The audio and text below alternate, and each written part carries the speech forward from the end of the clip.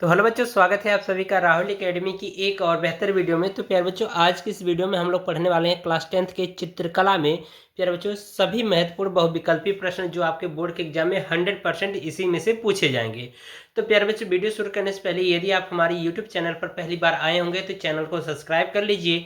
Video पूरा देखिए बच्चों। वीडियो यदि आपको पसंद आती है तो वीडियो को लाइक करिए और साथ ही साथ चैनल को सब्सक्राइब करना न भूलिएगा। तो चलिए बच्चों, बिना किसी देरी के आज की वीडियो को हम लोग शुरू करते हैं। तो प्यारे बच्चों, यहाँ पर हम लोग सबसे पहला क्वेश्चन देखेंगे। इसमें कहा जा रहा है कि तटस्थ रंग कितने होते हैं। ठीक है, यानी कि तटस्थ रंगों की संख्या पूछा जा रहा है। तो प्यारे बच्चों, इसका ऑप्शन नंबर 3 सही हो जाएगा, 2 होते हैं। ठीक है, अगला प्रश्न देखिए, कहा जा रहा है कि ओस्टवाल्ड कलर चार्ट में कितने रंग होते हैं। तो ओस्टवाल्ड कलर चार्ट में प्यारे बच्चों कुल 8 रंग होते हैं। तो इसका ऑप्शन नंबर 2 सही हो जाएगा। ठीक है, चलिए तीसरा प्रश्न देखेंगे प्यारे बच्चों। इसमें कहा जा रहा है कि कितने द्वितीयक रंग होते हैं, यानी कि द्वितीयक रंगों की संख्या पूछा जा रहा है प्यारे बच्चों। तो द्वितीयक रंगों की संख्या 3 होती है। तो इसका ऑप्शन नंबर 4 सही हो जाएगा। इसी तरह से चौथा प्रश्न इसमें कहा जा रहा है कि प्राथमिक रंग होते हैं, यानी कि प्राथमिक रंगों की संख्या कितनी होती है। तो इसके भी 3 होते हैं। ठीक है, यानी कि प्राथमिक और द्वितीयक रंगों की संख्या प्यारे बच्चों 3 होती है। इसको आपको ध्यान रखना है। ठीक है, चलिए अगला क्वेश्चन है पांचवा, बहुत ही मोस्ट इंपॉर्टेंट क्वेश्चन है प्यारे बच्चों। कहा जा रहा है कि कला शब्द किस भाषा का है। ठीक है, तो कला शब्द किस भाषा का है। तो प्यारे बच्चों संस्कृत भाषा का शब्द है। ठीक है, तो इसका ऑप्शन नंबर 3 सही हो जाएगा। ठीक है, चलिए छठवां क्वेश्चन देखिए, कहा जा रहा है कि भारत का राष्ट्रीय ध्वज है, यानी कि जो हमारा राष्ट्रीय ध्वज है प्यारे बच्चों, वो कैसा, एक वर्णी है या वर्णहीन है या बहुवर्णीय है या फिर इनमें से कोई नहीं। तो प्यारे बच्चों बहुवर्णीय होगा। इसका ऑप्शन नंबर 3 सही हो जाएगा। ठीक है, चलिए चौथा क्वेश्चन, सातवां नंबर क्वेश्चन है। इसमें कहा जा रहा है कि आकृतियों की पुनरावृत्ति के लिए किस पेपर का प्रयोग किया जाता है, यानी कि आकृतियों की पुनरावृत्ति के लिए किस पेपर चार्ट का प्रयोग किया जाता है। तो प्यारे बच्चों, इसमें आपका ऑप्शन दिया है, पहला चार्ट पेपर, दूसरा साधारण पेपर, तीसरा ट्रेसिंग पेपर और चौथा कार्ट्रिज पेपर। तो प्यारे बच्चों, इसका ऑप्शन नंबर 3 सही हो जाएगा, ट्रेसिंग पेपर का उपयोग किया जाता है। ठीक है, चलिए आठवां क्वेश्चन देखिए। आठवें क्वेश्चन में कहा जा रहा है कि लाल और हरा रंग, यानी कि लाल और हरा रंग कैसा होता है। तटस्थ रंग होता है या फिर विरोधी या फिर द्वितीयक या फिर गर्म। तो प्यारे बच्चों विरोधी रंग होता है। ठीक है, विरोधी का मतलब कि अगर लाल और हरा को मिलाएंगे तो ये क्या हो जाएंगे, काला हो जाएंगे। ठीक है, तो ये एक दूसरे क्या होंगे, विरोधी रंग होंगे। ठीक है, तो इसका ऑप्शन नंबर 2 सही हो जाएगा। ठीक है, चलिए नौवां क्वेश्चन देखिए। इसमें कहा जा रहा है कि ओष्टवाल संबंधित है, यानी कि जो ओष्टवाल चक्र है प्यारे बच्चों, वो किससे संबंधित है। तो रंगों से संबंधित है। ठीक है, तो इसका ऑप्शन नंबर 3 सही हो जाएगा। ठीक है, चलिए अब हम लोग प्रश्न नंबर 10 को देखेंगे। 10वें प्रश्न में देखिए, कहा जा रहा है कि किस नंबर की पेंसिल से खींची गई लाइन गहरी डार्क होती है। ठीक है, तो प्यारे बच्चों इसका ऑप्शन नंबर 4 सही हो जाएगा, 2B। ठीक है, 11वां क्वेश्चन देखिए, कहा जा रहा है कि कौन सा रंग गर्म होता है, यानी कि कौन सा रंग गर्म होता है, नीला, हरा, लाल या फिर सफ़ेद। तो इसका ऑप्शन नंबर 3 सही हो जाएगा, लाल रंग गर्म होता है। ठीक है, अब प्यारे बच्चों यहाँ पर देखो, लाल रंग गर्म क्यों माना जाता है, क्योंकि प्यारे बच्चों देखो आग कैसा होता है, लाल ही रंग में होता है। ठीक है, तो आग कैसी होती है, गर्म होती है। तो इसका मतलब लाल रंग भी किसका प्रतीक होगा, गर्म रंग का होगा। ठीक है, तो इसलिए ऑप्शन नंबर 3 सही हो जाएगा। इसमें देखिए कहा जा रहा है द्वितीयक रंग कितने होते हैं। तो 4 होते हैं। ठीक है, पीछे मैंने 3 भी बताया था। तो 3 और 4 दोनों या करके जो मैंने सर्च किया था उसमें 3 या फिर 4 भी दिया था। ठीक है, तो उसमें 3 ऑप्शन था तो इसलिए उस पर 3 बताया, और यहाँ पर 4 ऑप्शन है तो यहाँ पर 4 मैं आपको करा दे रहा हूँ। ठीक है, अगर आपके बोर्ड के एग्जाम में अगर 4 ऑप्शन मिलता है तो 4 पे लगाइएगा, अगर 3 में मिलेगा तो 3 लगाइएगा। ठीक है, इसमें आपको कंफ्यूज नहीं होना है। ठीक है, चलिए अब हम लोग प्रश्न नंबर 13 देखेंगे।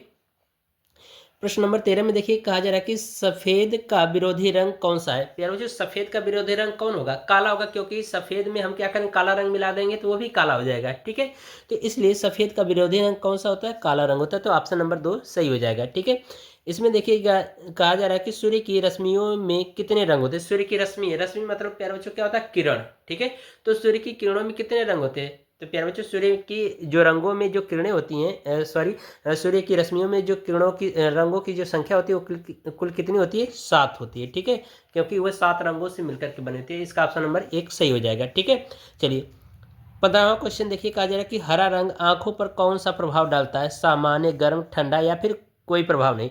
तो प्यारे बच्चों ठंडा प्रभाव डालता है। ठीक है, तो ऑप्शन नंबर 3 सही हो जाएगा। ठीक है, 16वां क्वेश्चन देखिए, 16वां मोस्ट इंपॉर्टेंट है। ठीक है, और प्यारे बच्चों इन सभी क्वेश्चनों को तैयार कर लेना, यही रिपीट किए जाएंगे 100% बोर्ड के एग्जाम में। ठीक है, 16वां क्वेश्चन देखिए, कहा जा रहा है कि पारदर्शी रंग कौन सा होता है। ठीक है, तो पेस्टल रंग होता है या फिर तेल रंग या फिर जल रंग या फिर इनमें से कोई नहीं।